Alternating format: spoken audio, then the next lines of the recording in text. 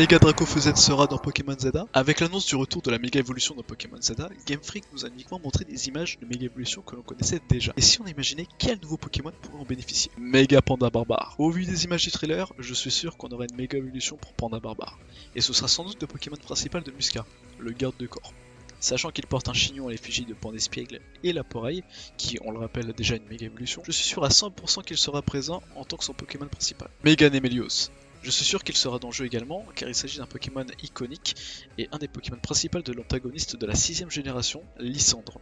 Si vous avez vu ma vidéo précédente, au passage, pensez à vous abonner, parce que plus je publie, plus je perds d'abonnés, je ne comprends pas ce qui se passe, bordel. Je pense que notre rival aura un lien de parenté avec Lysandre, et je serais pas étonné de voir un Mega Nemelios dans son équipe. La forme de Mega Nemelios pourrait varier en fonction de son genre, si c'est un mâle ou une femelle. Et bizarrement, le personnage du rival peut être soit une fille ou un garçon. Mega Dracofeu Z. On connaît l'obsession de Game Freak pour Dracofeu depuis des années, et la multitude de formes qu'il a pu obtenir. De Mega Evolution à un Gigamax, il est absolument partout. Alors ce serait pas vraiment une surprise de voir une troisième forme de Mega Evolution qui viendrait compléter la trilogie et qui correspond en plus au titre du jeu, à savoir sa forme Z, qui serait verte afin de compléter les 3 couleurs primaires et qui aurait un lien avec Zygarde, un des Pokémon principaux du jeu. Mega Florges. Il aurait parfaitement sa place dans le scénario en tant que Pokémon principal de Bridget, la présidente de Quasar, car elle représente son élégance et sa bienveillance en apparence. Cependant, si on lit la description du Pokédex de Florges, Florges peut vivre pendant plusieurs centaines d'années et dévoue sa vie à la protection des jardins.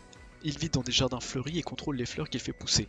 Il peut également trouver de l'énergie en absorbant celle qui se trouve dans les plantes des fleurs. Si vous avez vu ma vidéo précédente où j'explique la définition de Quasar, on voit bien le lien entre Florges, qui dédie sa vie à la protection des jardins, et le plan de rénovation urbain d'Illumis qui est proposé par l'entreprise Quasar. Elle se nourrit également de l'énergie autour d'elle, un peu comme Bridget qui pourrait vouloir aspirer l'énergie d'Illumis pour elle. De plus, ce serait un Pokémon parfait en opposition avec AZ et Floette. Floette qui refuserait d'évoluer afin de rester avec son dresseur AZ et vivre en paix, contrairement à Florges et Bridget qui évoluent en aspirant l'énergie autour d'elle. Méga Wyvern, Pokémon dragon emblématique de la 6ème génération et apprécié par beaucoup de fans. J'aurais hésité avec Mega Muplodocus, mais ce dernier a déjà eu une forme issuenne, bien dégueulasse au passage, dans Pokémon Arceus. Et je vois pas vraiment pourquoi on ajouterait une Méga Évolution à ce dernier. Par contre, Wyvern sera un très bon candidat, il pourrait représenter les gargouilles des monuments parisiens. Et toi, est-ce que tu penses que